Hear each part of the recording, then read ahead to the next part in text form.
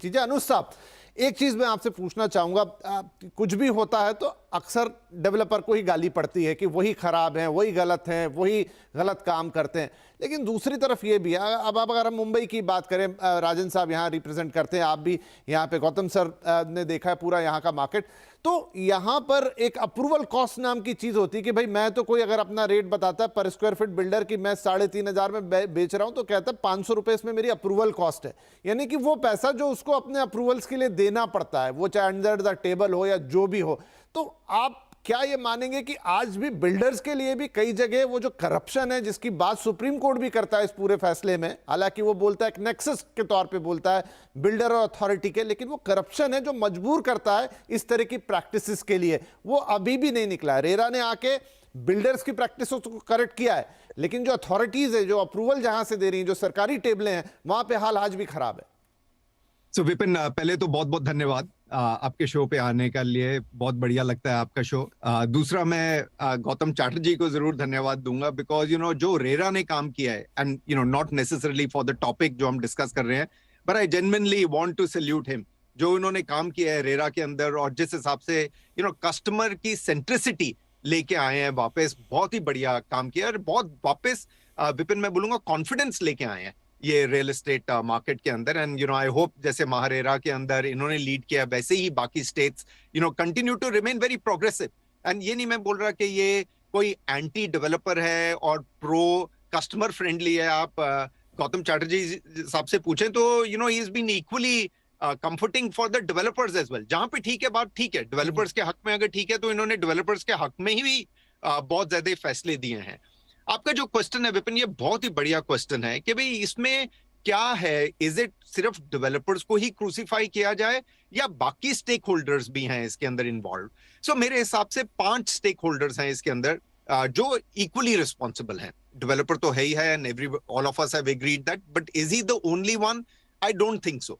I think जैसे आपने विपिन बोला कि सुप्रीम कोर्ट के ऑर्डर के अंदर भी आया हुआ है, प्लस नोएडा अथॉरिटी भी एक्शन ले रही है, तो ऑफिशियल्स भी इन्वॉल्व, उसके अंदर ऑफिशियल्स के ऊपर भी होना चाहिए, ये पूरी कार्रवाई होनी चाहिए कि क्यों हुआ, कैसे हुआ। फाइनेंसेस जो हैं, फाइनेंसेस ने कैसे दिया इसके अंदर without understanding the approval, because जो होम बायर है विपिन, वो बहुत ज्यादा डिपेंडेंट रहता है कि अगर बैंक्स ने इनको फाइनेंस कर दिया, होम लोन मिल रहा है, तो उसकी वजह से भी the confidence becomes big. The last is that the buyer as well, I think Rajan ने बोला कि buyer has to be also equally aware. The legal fraternity, who did the due diligence, जिन्होंने due diligence करी, क्योंकि हर buyer अपने अपने lawyer को लेके आता है, ड्यू डिलिजेंस करवाता है, पूरा टाइटल चेक करवाता है। तो ये गलत बात होगी कि सिर्फ डेवलपर को ही हम बोलें कि भाई यही सिर्फ खराब है। मेरे हिसाब से सारे स्टेक होल्डर्स हैं इसके अंदर, चाहे वो बायर है, चाहे बायर का जो रिप्रेजेंटेटिव था, लीगल काउंसिल, चाहे फाइनेंसर्स हैं, और चाहे गवर्नमेंट के ऑफिशियल्स हैं, ये सारे ही इसके अंदर एज स्टेक होल्डर्स ब्लेम के लिए आते हैं। एंड जब अगर इसको करेक्ट करेंगे हम आगे जाके, तो ये सारों को ही एड्रेस करना पड़ेगा।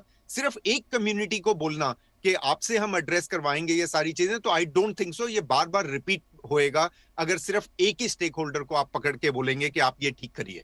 जी, तो राजन सर, इसमें बड़ा इंपॉर्टेंट रोल हो जाता है जो एसोसिएशन से आपके जैसे नेरेटको जैसे, कि वो एक इकोसिस्टम को बनाने में आगे बढ़े। देखिए, गवर्नमेंट अथॉरिटीज अपनी तरीके से काम करती हैं, रेरा आ चुका है, लेकिन किसी स्टेट में अलग पोजीशन है उसकी, किसी स्टेट में अलग पोजीशन है, लेकिन आपका जो जिस तरह का ये ऑर्गेनाइजेशन है, क्या आप उसमें एक यूनानिमिटी लेकर आ सकते हैं या उसमें एक इकोसिस्टम तैयार कर सकते हैं कि इस तरह की घटनाएं आगे ना हो?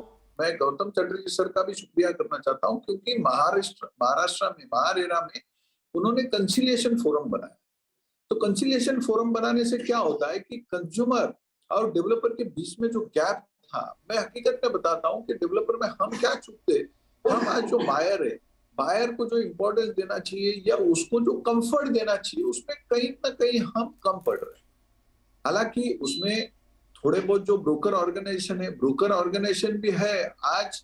पहले जमाने पे मैं और एक चीज कहना चाहूंगा, स्पेशली डेवलपर को, अपन कमिटमेंट कम करें, ताकि क्या करो, उतना ही कमिट करो जितना अपन ऑनर कर सकते हैं। वरना क्या होता है कि फ्लैट बेचने के लिए हमारे को पता है कि जो भी काफी एजेंसीज आती है वो बोलते हैं कि ये कमिट करो, वो कमिट करो, तो हम लोग उसके बहकाव में आके कमिट कर जाते हैं और जब एक्चुअल डिलीवर करना है वो नहीं होता है।